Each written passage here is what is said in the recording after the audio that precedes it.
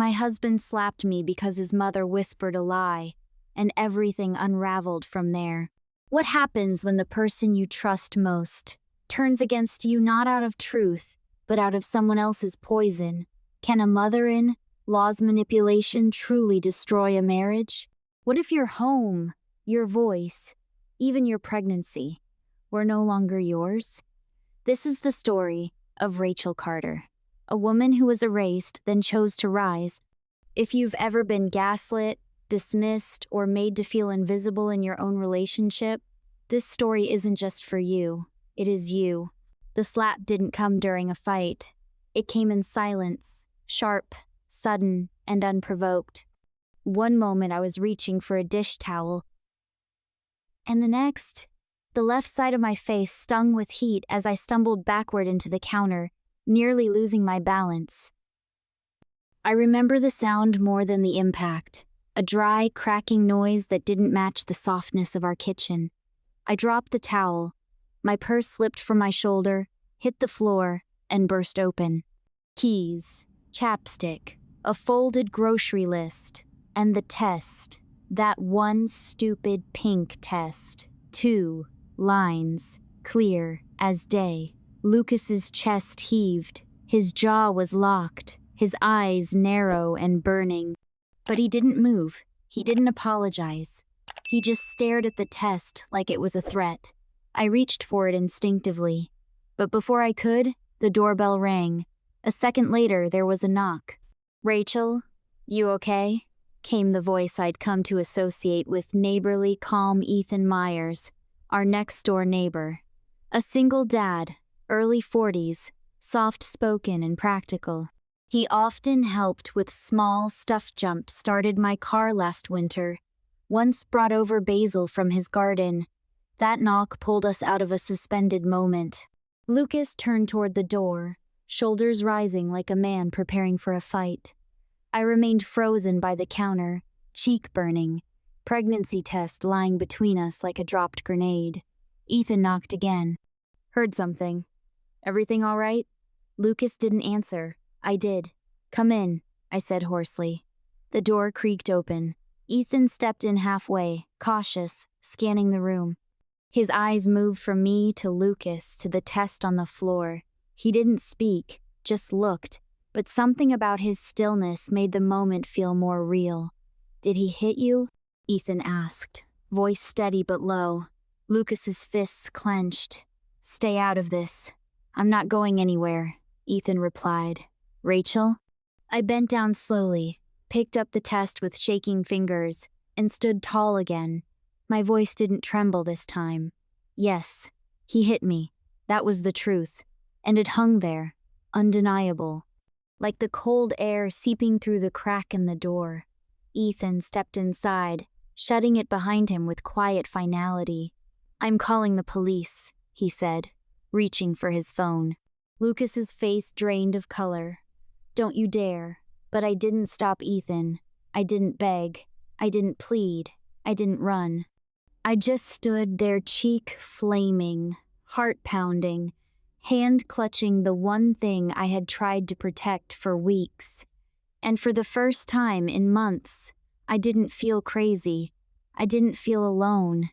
I just felt done. Before the slap, before the whispers, before I started flinching when someone raised their voice, I was Rachel Carter. And I liked who I was.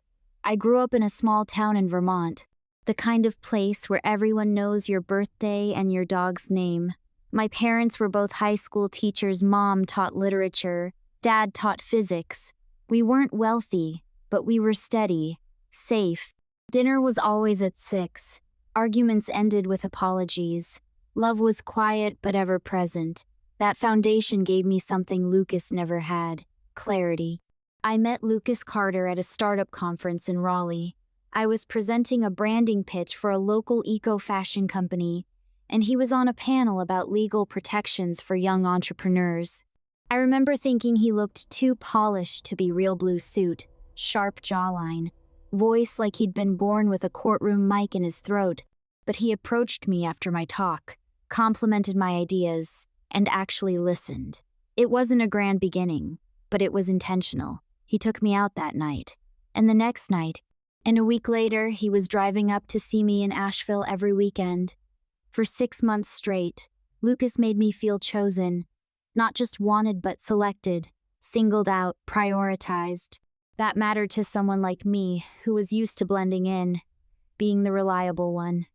With him, everything felt vivid. Weekend road trips to Charleston, spontaneous movie nights. The way he'd read my old blog posts and bring them up in conversation like they were chapters from his favorite novel. 18 months later, he proposed. In a bookstore cafe, of all places, it felt poetic.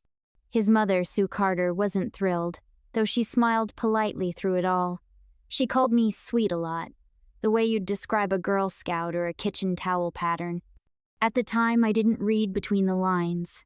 Sue offered to cover most of the wedding expenses. I thought it was generous. I didn't see the strings attached. Until I realized every decision venue, flowers, even my dress needed her approval. Lucas said it was easier that way. She's just excited, he said. Let her have fun with it, so I let it go. After the honeymoon, we bought a house just outside Asheville, a quiet street lined with maple trees and porch swings. I thought it would be our beginning, a clean slate, but Sue visited every week. Then every few days, she had keys, she rearranged furniture, she popped by with soup or new towels or suggestions for how I might improve the feng shui. I tried to bond with her. I really did. I invited her to brunch, took her antique shopping, smiled through conversations about Lucas's childhood. But everything was a test, and I was always just short of passing. Lucas didn't notice, or didn't care. He was buried in work already, gunning for senior partner at his firm. He'd come home late, distracted, distant. If I brought up his mom's behavior, he'd deflect. She means well. You're overthinking it. You're being unfair. I began to doubt my own perceptions. To survive, I adjusted. I kept the peace. I folded my sharp edges into softer ones. I made excuses. I told myself it was just a phase, that once we had kids, once life got fuller, everything would fall into place. But that wasn't how it worked. I didn't know then that the version of me Lucas loved the version Sue tolerated wasn't built to last, that my quiet strength, once admired, would one day be labeled difficult. Looking back now, I can see the slow erosion, the little ways I stopped showing up for myself, the dreams I quietly shelved, the voice I lowered, the me I traded for a we that never included me fully. And somewhere along the way, I stopped recognizing the woman in the mirror. She looked like Rachel Carter, but she wasn't. The first time Sue rearranged my living room, I thought it was a misunderstanding. I moved the couch to open the space up a bit, she said, waving her hand like she'd done me a favor. It flows better this way. I stared at the room that no longer felt like mine. The couch had been pushed to the wall, the rug repositioned, and my bookshelf, me favorite thing in the whole space, was turned at an awkward angle. I smiled weakly. Thanks. I'll move it back later. Oh no. Lucas already said he liked it like this. She smiled with teeth, but no warmth. You should have seen how his face lit up. It wasn't just the couch. Over the next month, Sue came by more frequently. At first, it was to drop off soup or help with laundry. Then it became I thought I'd do some light cleaning. Eventually, it was just, I had a key. Lucas had given her one, without asking. She's family, he shrugged, when I brought it up. She'd never cross a line. The line had been crossed. Repeatedly, she reorganized my pantry by nutritional category. She put lavender sachets in my underwear drawers. She commented on everything from my slow cooker to my nail polish color. Nothing escaped her polite disapproval. Oh, Rachel, you still wear that shade? It's so youthful. The worst part? She was never outright cruel. She wielded kindness like a blade sharp, precise, and deniable. If I pushed back, I looked ungrateful. If I stayed quiet, I lost more ground. And Lucas, he didn't see it. She's trying, he said one night after I'd cried in the bathroom for an hour. She just wants to feel involved. Involved in what? I asked. Our marriage? Our home? My underwear drawer? He chuckled like I was being dramatic. You're being sensitive. That word, sensitive. It made me feel like a child. Like I needed to apologize for noticing when someone violated my space, my time, my sense of safety. And just when I felt I couldn't breathe, Ethan Myers knocked on our door one Saturday afternoon. He was holding a basket of cherry tomatoes. Saw your garden's a little shaded out, he said. Thought you could use some extra. I invited him in, grateful for the break in tension. Sue wasn't home that day. Lucas was working. And for 20 minutes, Ethan and I stood in the kitchen talking about nothing vegetables, his rescue dog, the rain. But I realized something strange while he spoke. I felt normal, seen. No one evaluated my tone. No one corrected how I stood or which hand I used to hold a spatula. Ethan just existed beside me. After that day, he'd wave when we passed outside. Once, he offered to bring up our trash cans during a storm. Another time, he helped me carry a heavy box from the car. Nothing inappropriate, nothing secretive, just decent, everyday neighbor stuff. But Sue noticed, and that's when the accusations began. One afternoon, I found her sitting in our kitchen. She'd let herself in again. I was startled but tried to stay polite. Ethan was here earlier, wasn't he? She asked, slicing into an apple like she had every right to the answer. He brought in the garbage cans, I replied, carefully neutral. He seems awfully attentive, don't you think? I frowned. He's a neighbor, Sue. She smiled tightly. Married women shouldn't spend so much time on their front porch. I didn't reply. I just walked past her, feeling her eyes track every movement. Later that week, I overheard her whispering to Lucas in the hallway. I couldn't make out the full conversation, but I heard my name. I heard Ethan. I heard worrisome. Lucas was colder that night, distracted. He didn't touch me, didn't ask how work was. When I mentioned it, he said, maybe give Mom less to worry about. Less to worry about? Was that it? I was a problem now? A liability? I couldn't sleep that night. I laid awake wondering how I'd gotten here from a woman in love to a woman constantly defending her own integrity inside her own home. I was shrinking, and Sue was expanding. Every visit, every suggestion, every rearranged item in our home was a message. This isn't yours. This is mine. I used to be someone with opinions. Now I measured my words before I opened my mouth. I used to laugh loudly from the belly. Now, I smiled politely at the right moments and kept my real thoughts tucked away like contraband. I was disappearing, piece by piece. At work, I struggled to focus. I missed deadlines for the first time in years. My coworkers noticed but didn't pry. I used excuses, just tired, migraine, family stuff. No one asked more than once. At home, I felt like a guest in my own life. The pantry was organized Sue's way. The living room was arranged for her comfort. Even our bedroom or supposed sanctuary felt infiltrated. She'd left a pillow on the chair by the window and a scented candle labeled Tranquility. I'd never bought it. I hated lavender. One afternoon, I stood in the hallway and realized I couldn't smell myself in my own house. Not my lotion, not my shampoo, not my cooking. Everything smelled like her. I found out I was pregnant on a Tuesday morning. It was early. Lucas had left for work, and the house was silent. I sat on the edge of the bathtub, hands trembling, watching 2 pink lines form. I didn't cry. I didn't smile. I just stared at them. I had wanted this once. A child, a family, a fresh start. But in that moment, all I could think was, how will Sue use this? Because she would. She would make it hers. She'd suggest names, take over the nursery, comment on what I ate, how I dressed. She'd show up at the hospital and never leave. I didn't tell Lucas right away. I needed time. Time to breathe, to think, to imagine a way to claim this as mine before it was swallowed. But Sue didn't need facts to act. She just needed the smallest suspicion. She began to whisper more. "She's distant," I overheard one evening. "She seems secretive lately. You've noticed, haven't you?" Lucas barely looked at me anymore. If I tried to initiate a conversation, he'd answer in clipped phrases or pretend to be on his phone. And then one night, he turned to me in bed and asked, out of nowhere, "Are you hiding something?" I blinked. "What? You and Ethan? Has he been here when I wasn't home?" The room felt colder. I sat up. "Are you serious?" He stared at the ceiling.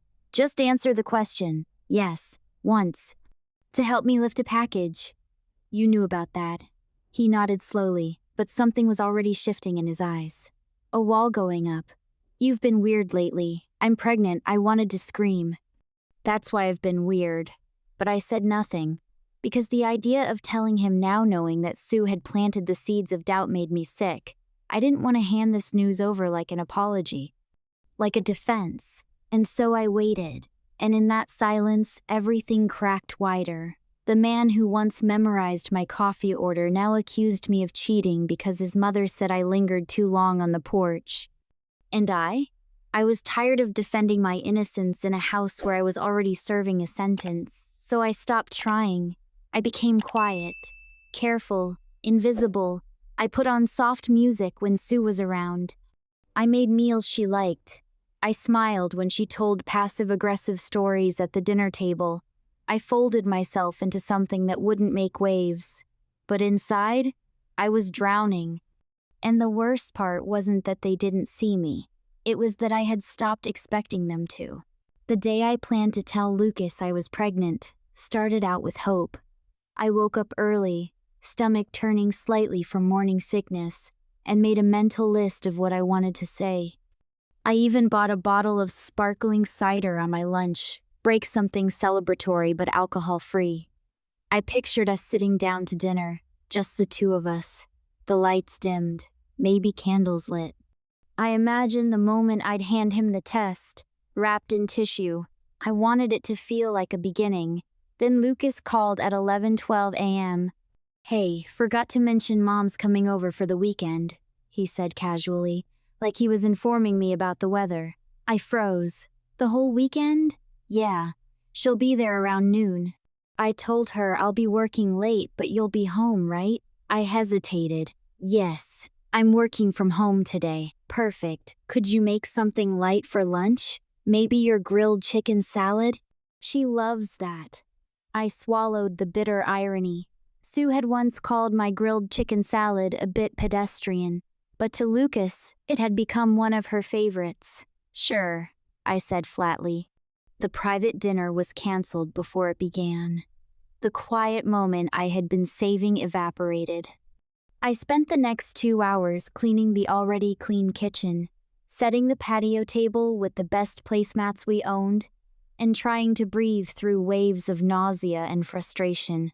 Sue arrived at noon sharp, suitcase in tow, dressed in pale beige like she was attending a silent retreat. "Rachel, dear," she said, air kissing both my cheeks, "you look tired. Are you getting enough sleep?"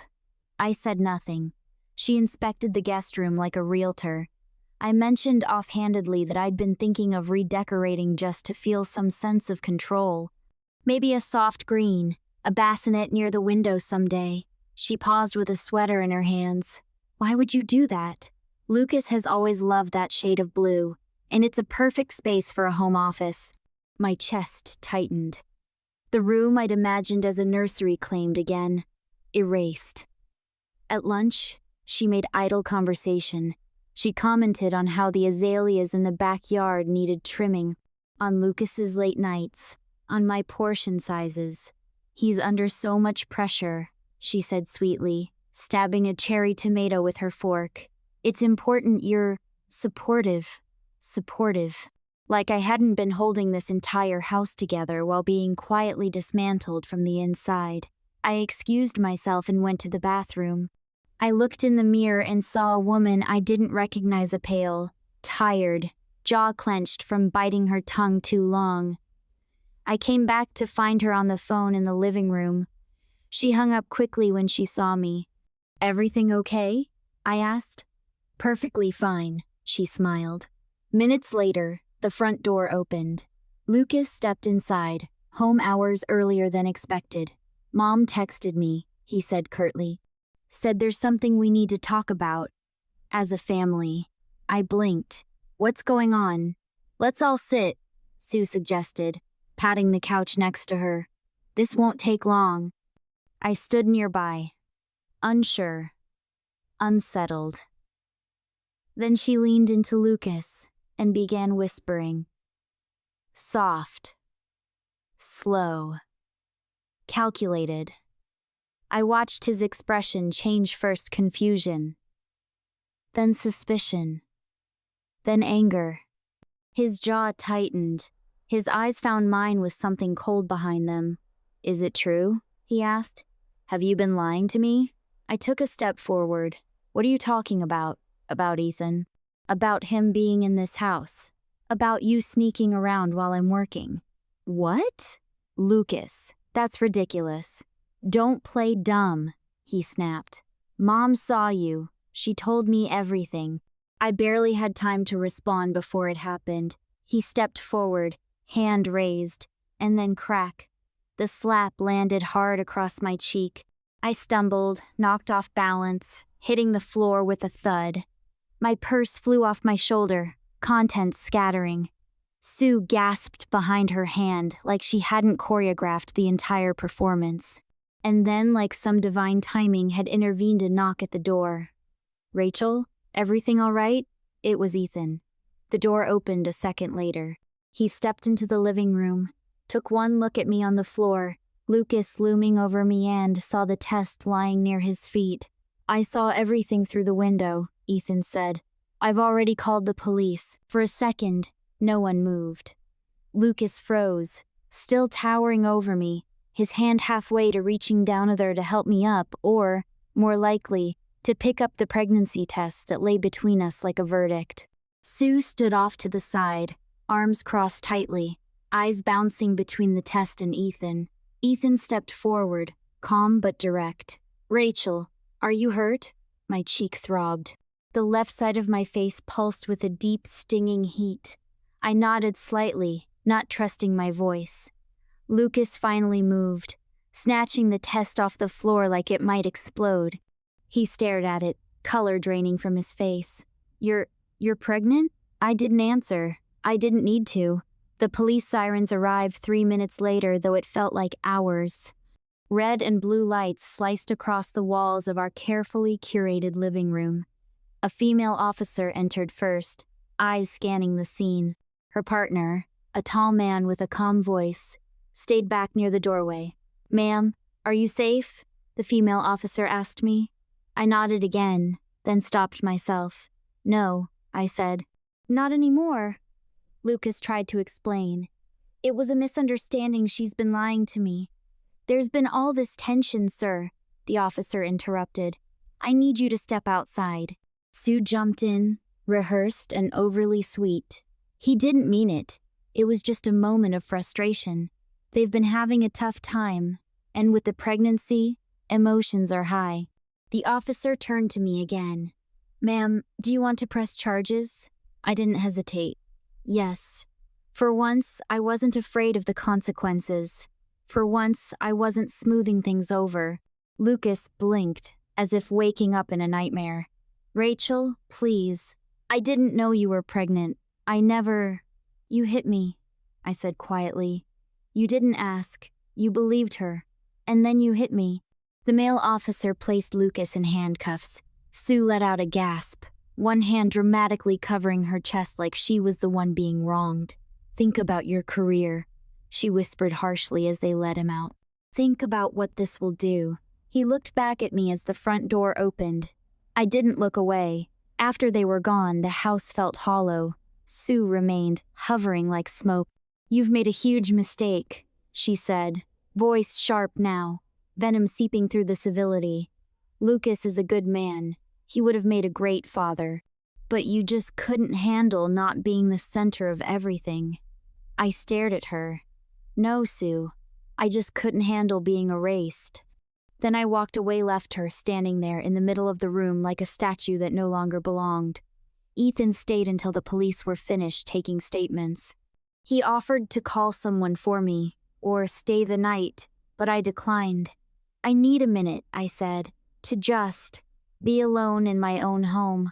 He nodded, gave a soft smile, and left without pressing. I stood in the hallway for a long time, staring at nothing. My face still hurt. My hands were shaking. But inside me, somewhere deeper, I felt something I hadn't felt in months. Stillness, clarity, strength. The next morning, I called a locksmith. The day after that, I started packing Sue's things into boxes. Lucas was released on bail 2 days later. His lawyer contacted me, wanting to retrieve some of his clothes and essentials. I agreed in one condition. He wouldn't come inside. Ethan offered to serve as a neutral third party. Lucas collected his suitcase while Ethan waited on the porch. There was no scene. No last-minute pleas, just silence. I moved out 2 weeks later, found a small but warm apartment 10 minutes away. The windows faced east. I bought a second-hand crib and painted the walls myself. I started attending a local support group for women recovering from emotional abuse. At first, I felt out of place. It only happened once, I said during my first session. He's not a monster. But the group leader, a woman in her 50s with gentle eyes and a spine of steel, replied simply, "It only takes once." Those words settled into my bones. Lucas started therapy. I knew because his attorney sent documentation as part of the plea agreement. Anger management, court-mandated counseling, and no contact with me except through legal channels. Sue tried to contact me 3 times mails, then a handwritten letter. I didn't respond. I had nothing left to give her. In those weeks, I didn't just rebuild my life, I reclaimed it. Every dish in my new kitchen was mine. Every photo on the wall was a memory I chose. I cooked what I wanted. I listened to the music I liked. I watched the sunset from my small balcony and began to feel something close to peace. One afternoon, I received a package on my doorstep. Inside was a small potted lavender plant, a note tied around the stem. "Thought this one should be yours to throw away. E." I laughed for the first time in a long time. The leaves outside my apartment turned gold and crimson, dancing in the wind like they knew it was finally over. Inside, the air smelled of cinnamon and baby powder. I sat on the floor of Clara's nursery, legs folded beneath me, watching her tiny chest rise and fall in the bassinet. She was 8 weeks old, soft and serious, with Lucas's chin in my eyes. The room was small, just big enough for a crib, a chair, and a dresser, but it felt vast. It was mine, ours. Lucas wasn't in the picture, not as a husband, but he was trying to show up as a father. Quiet visits, gentle questions, no assumptions. He'd apologized again, more than once. Told me he was still in therapy, that he was learning how much of his normal wasn't healthy, that he didn't expect me to forgive him, but wanted to prove he could be better for Clara, if not for me. I didn't say much in return. I didn't have to. Sometimes growth doesn't come with grand gestures. Sometimes it comes in the space someone gives you to feel safe. Sue had not been allowed near Clara. The restraining order was still in place, and even if it weren't, my boundaries were no longer negotiable. She could say she wanted what was best for her son, but she'd never once asked what was best for me or this child. Ethan remained a quiet presence in our lives. Not intrusive, not expectant, just steady. He brought by homemade soup once a week, never stayed too long, and always remembered to ask how I was doing before asking about the baby. I'd never told him just how much his presence that day had meant to me. I didn't need to. He seemed to know. Stephanie, my best friend, flew in the weekend of Clara's birth. She stayed up with me during feedings, made me laugh during diaper changes, and held my hand when the quiet moments felt too heavy. "I always knew you were strong," she told me. "But damn, Rach, you make strength look sacred." Some days were hard. The memory of the slap, the look in Lucas's eyes that preceded it still came back without warning, but it didn't control me anymore. It reminded me of what I'd survived, what I'd chosen to walk away from. I wasn't just a woman who had been betrayed. I was a woman who drew a line and refused to erase it again. On Clara's first official doctor's visit, the nurse complimented me on how calm she was. "She must feel really secure," she said. I smiled. That's the goal. Because if there's one thing I've learned, it's that children don't just need love. They need safety, stability, truth. Clara would grow up knowing all of it. She'd know her mom once mistook control for care, silence for peace, and proximity for love, but unlearned it all in time. She'd grow up in a home where questions were welcome, boundaries were honored, and love never came with a leash. And as the afternoon light filled the room, soft and golden, I held her close and whispered the words I once wished someone had said to me. You are not something to be controlled. You are someone to be cherished. If you're reading or listening and any part of this story feels familiar, please hear me. You are not alone. You are not too sensitive. You are not imagining it. And you are never too far gone to begin again.